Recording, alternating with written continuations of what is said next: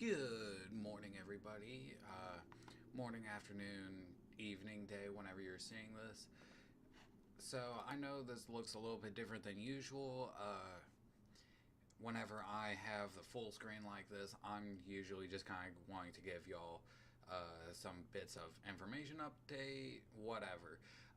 With that being said, normally this time, on Tuesdays, I'm going to be usually doing my coaching, and then I'm also going to be doing my Exoteric Tarot Tuesday, which is going to be my other channel coming up in March. With that being said, today I'm just kind of taking an off day just for the fact of right now I'm doing a lot of card sorting. I've been playing card games, Yu-Gi-Oh, Magic, Dragon Ball, ever since I want to say, yeah, third, anywhere from first to third grade. Whenever I first watched my brother uh, play Yu-Gi-Oh for the first time, uh, always kind of had it on in the background type thing, but either way, that's besides the point. With that being said, I'm also going to be. I literally just lost my train of thought. Uh, but yeah, I got a lot of sorting to do. I've already done a lot of my decks across Magic and Yu-Gi-Oh, so now I'm just going to be going into my binder, my Dragon Ball, uh, and be doing all of that. Uh, for those that are curious, for Yu-Gi-Oh, there's three different main decks I've maintained over the years, which are. I think they're on the other. Oh, wait, no, they're right here.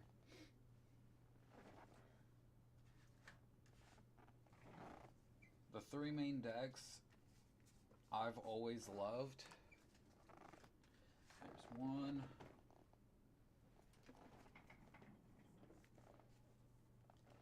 There's two. Ooh, dropped one.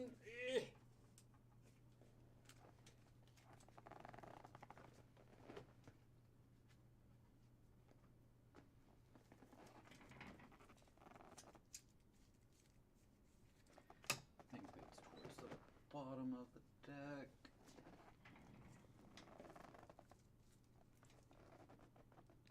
There we go. So yeah, as I was saying, the three main decks I play whenever I play Yu-Gi-Oh. For me, I kind of just like to. I like to put up big beaters, and I like to be annoying with my playstyle. And for that, the deck that ended up getting me into Yu-Gi-Oh competitive, where it was the first like not 60 card Rumbo Jumbo deck, is actually Blue Eyes.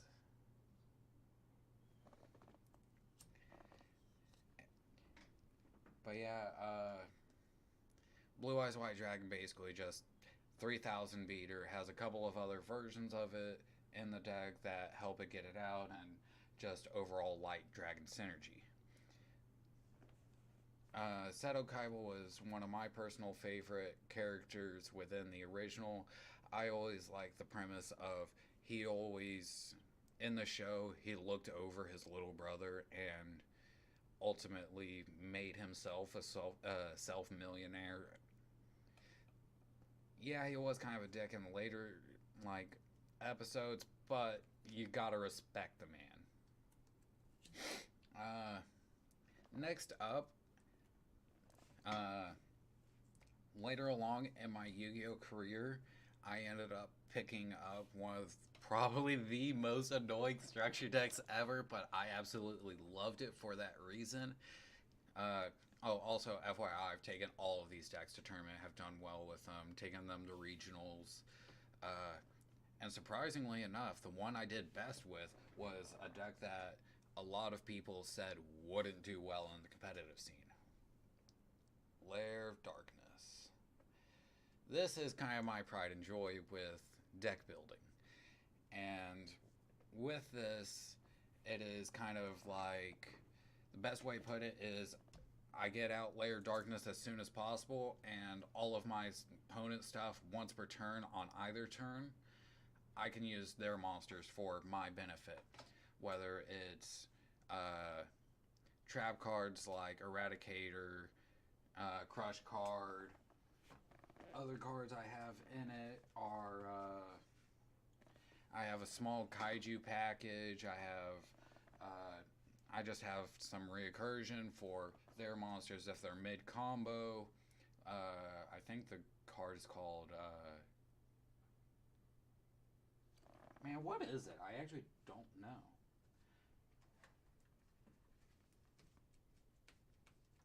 Not Mass Change, not Super Poly.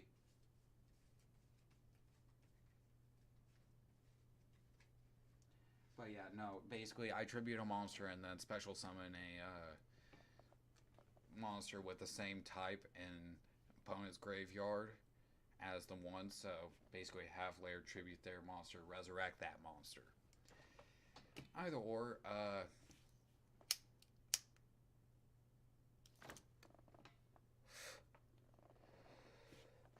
The last deck I made and personally love for Yu-Gi-Oh, which I consider my first named archetype I play, is Black Wings.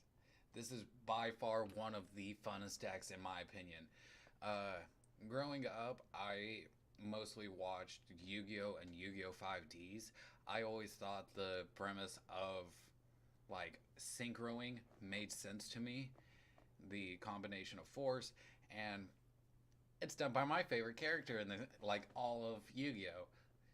Like honestly, even though Crow is quote unquote a criminal in the show with the marker, he is one of the most kind-hearted people ever just because of the fact of he basically runs a dockside orphanage for the kids of the satellite. Gives them food, gives them cards to play with, gives them a role model to look for. I personally kind of connected with Crow in this, like my high school years. God, that's weird to say now. But yeah, Black Wings. There's been points where I've literally gotten Blackwing Chidori from combo over 13,000 attack and just one hit people. So I find that kind of funny, especially with all the what's it called, support that's been coming out when I stopped playing, which was Legendary Duelist 3, White Dragon Abyss, I believe it was called. Uh, last, okay, put it in perspective, for the last time I played competitive, the last regional I went to was, I believe, 2019, whenever Goki Handrip was still viable with Topologic, Gumblar Dragon, Firewall, Summon Sorceress, and at that point is whenever I got out of the community. It's just because I was tired of seeing the same combo over and over and over. I wanted something a little bit different. So I ended up starting to play Magic the Gathering. I also do play Dragon Ball on occasion. That was more for like my sophomore year. I do have a couple of decks just because I do love card games and having versatility with my decks. Of course, starting out with like, for me in Magic, I like to play Commander. It's the least like Yu-Gi-Oh in my opinion. And for the my first actual good commander I built, I ended up making Golos, Tireless Pilgrim. 5 color artifacts is the best way to put it. He gets you a land, so he pays for his own commander tax. He's uh, two and one of each color, exile the top three cards, you can play them. Well, in a deck that mostly centralizes on artifact creatures to get me more mana, to get me extra turns, to get me tokens, it all just kind of snowballs. In the same sense, I kind of am partially getting bored of Golos just because the fact I haven't played them in a couple of months. So I might change or I might dismantle that deck. But currently, I have another couple other versions of decks that kind of do the same thing as Golos, just on different colors.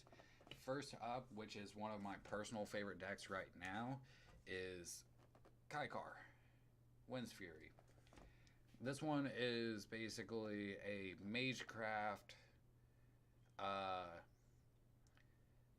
non-token or non-creature spirit tribal token beatdown is the best way to put it. Where I have a lot of low mana cards, I have a lot of rocks to get me spirits. I can sack spirit for red, getting me more mana. I have stuff that gives spirits trample, vigilance, buff them, yada yada. I don't have the deck for you right now, but the next card I have up for my 3-color commanders is Sidisi. And yes, that is pre-release promo. I bought this. I wasn't actually at the promo or the pre-release event. 3-color mill zombie. Best way to put it. I just want to make a bunch of... Okay. Other way to put it is reverse Kykar, where I basically play a bunch of stuff, get a bunch of zombie tokens, and kind of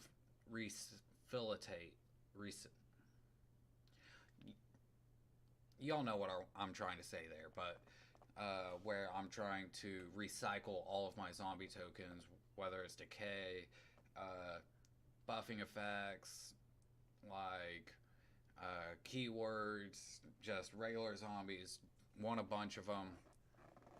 Y'all will find out with my decks. I like to make a lot of tokens and break tokens because I feel like that is one of the most overpowered abilities in the game, is just the ability to make tokens. Next up, one deck that I actually didn't expect to like as much as I did when I first played it was Dina, however you want to say it.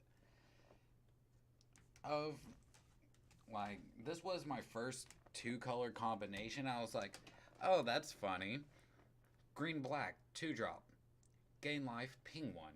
So every trigger I get, I technically do 3 damage in Commander. That's awesome and kind of broken. I want to make this, and originally this was only like a $15 deck, and I absolutely fell in love with it. It was so fun, especially with when I was mostly playing with some of my friends. I was mostly in like a 6-player pod, so it was a little bit easier to get stuff off with it. But as I've just evolved this deck, it has a little more of a elvish life manipulation package. But yeah, fairly fun. Next up, which I actually don't know where the actual deck is, but I know I have it, is Jorgunmander. Coma. Cosmos Spirit. Basically just get as many copies of legal Coma as you can. Get serpents. Tap stuff down. And just overwhelm people, because there's points where you can literally get 4 Comas on field, and it's kind of annoying. Getting 4 serpents per turn, 16 per rotation, 48 damage per table rotation, 48 power, I mean. Yeah, that's a little ridiculous in my opinion. uh, Next up, I don't have the deck for you, or you, but I do have the decks for the rest of these. And then the newest to my edition, which I'm probably going to pull out, dismantle my Golos for parts of this deck, is actually Brutaclad, Telcor Engineer. The main reason I made this deck is just because I read the effect of beginning of combat, make all tokens a certain type of token, and I literally immediately thought of Togo Goblin Weaponsmith with Rock. So basically, what I was wanting to do with this deck is I wanted to play Brutaclad, play Togo, play a land, get a rock, turn that rock into a flying Thopter.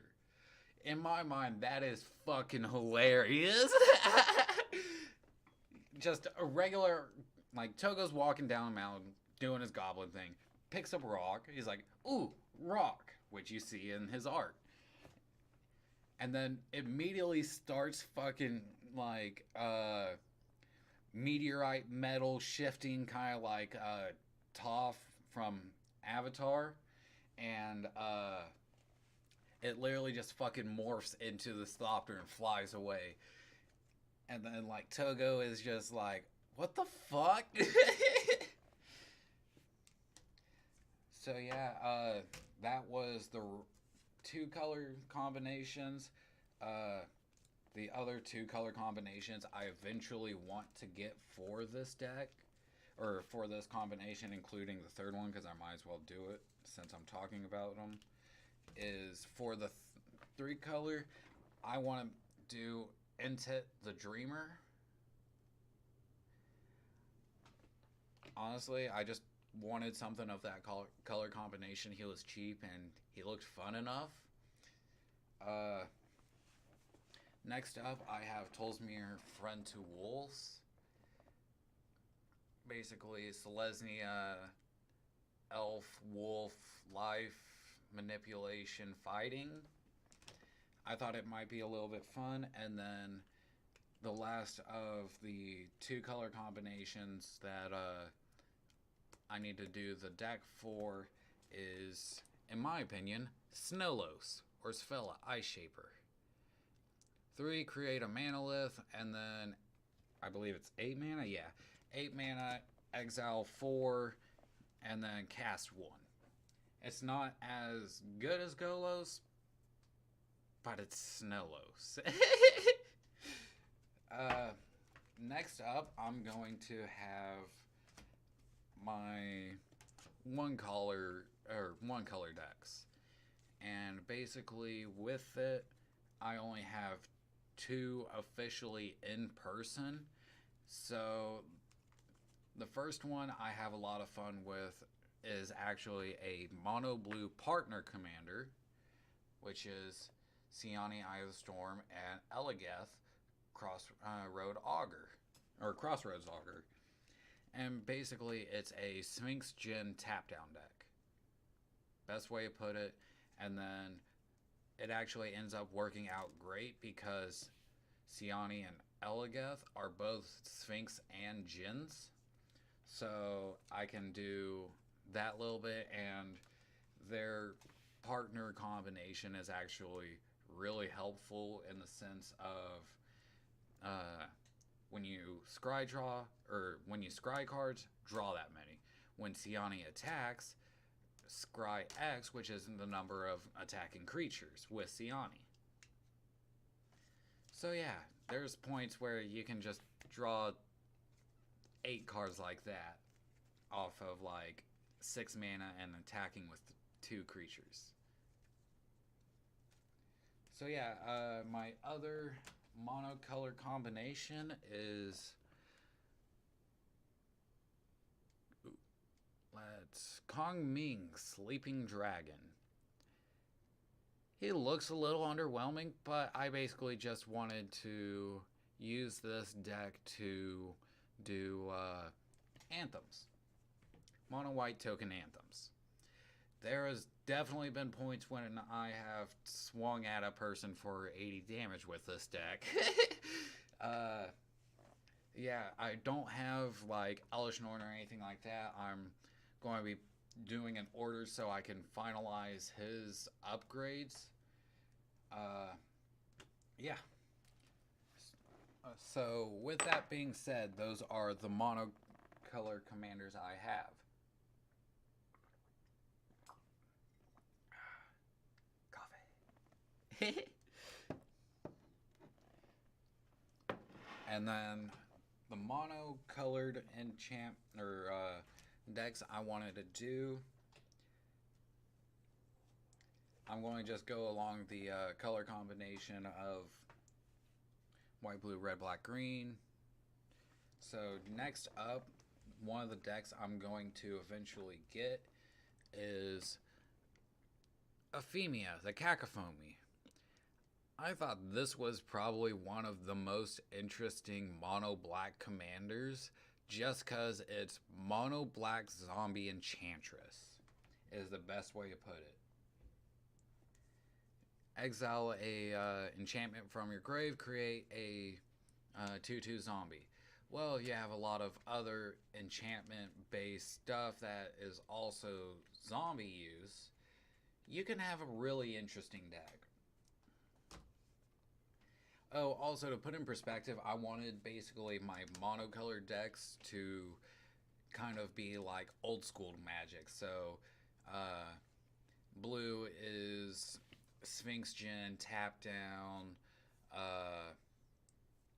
stasis type of deck.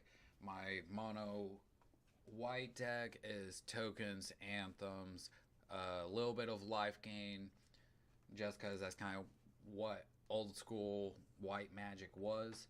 Next up is mono red, which is Torbran, Thane of Redfell. Ah! If a red source does damage to an opponent or a permanent they control, it does that +2. Mono red makes me think of mana burn or just burn in general. Passion, aggression, goblins, stuff like that. And finally for... Oh, god damn it.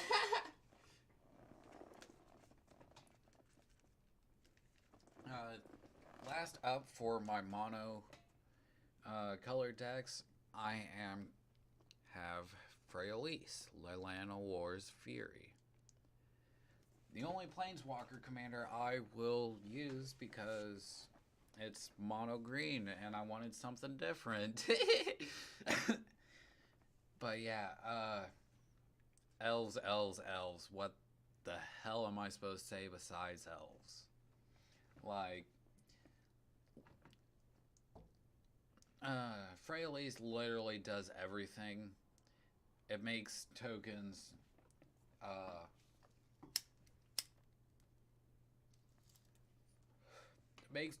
adds mana, destroys enchantments and artifacts, and also draws you cards for her ult. So yeah, it's a little bit strong.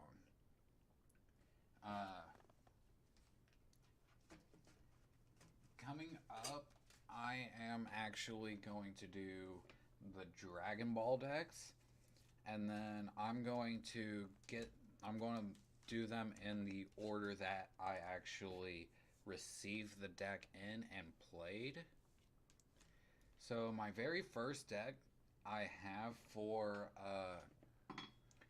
Dragon Ball Super CCG is Lord Slug and Lord Slug Gigantified from his deck. A little bit of the Destruction expansion, I think it was.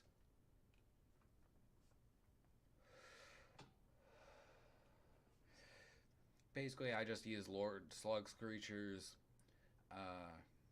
Actually, I don't even remember.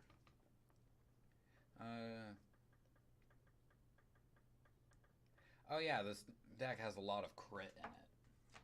So basically, your life goes straight into the graveyard because at the beginning of the game you pull 8 cards from your deck. That is your life. Every time you take damage, you add 1 card to your hand, excluding like double strike, triple strike, double hit, whatever it's called. Uh, Next up is basically what I want to consider my Namekian tribe. I ended up finding a deck list on YouTube and altered it. It is Lemon Lime Namekians. Basically, the whole gimmick of this deck is everything you play gets you something more.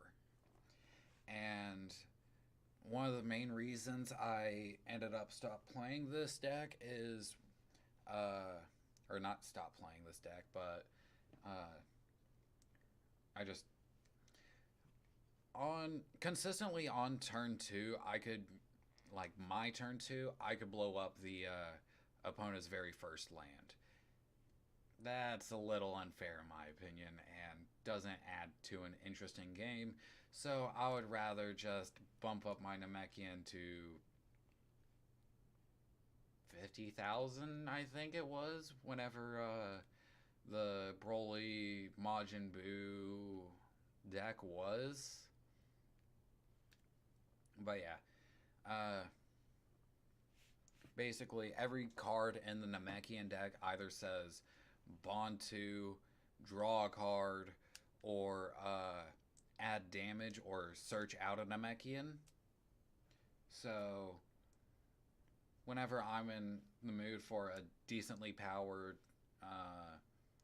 Dragon Ball game, I'll play my Namekian deck. Next up, I have Tricolor Vegito and Super Saiyan Vegito. Or Fusion Warrior Super Saiyan Vegito. All of your Son Gokus and Vegetas count for red, blue, green. So I take advantage of that and throwing a lot of different Son Goku and Vegeta cards in there. I think in one of my lines of, or one of my combo lines, I can get the 12 drop Saiyan Blue. But yeah, next up I have Fuse Zamasu. And basically, this is Kami Tribal Mill, or Self Mill. Or, as I like to put it, Self Mill kills. Because this is one of my hardest decks to play, in my opinion, in the sense of I kill myself very easily with this deck. So, but it does actually put in some work just because once you do flip over a Fuse Zamasu, you are unkillable until you mill yourself out. But yeah, that is my Yu-Gi-Oh! Magic and Dragon Ball decks. So I guess I'll see y'all later. Enjoy the rest of your day.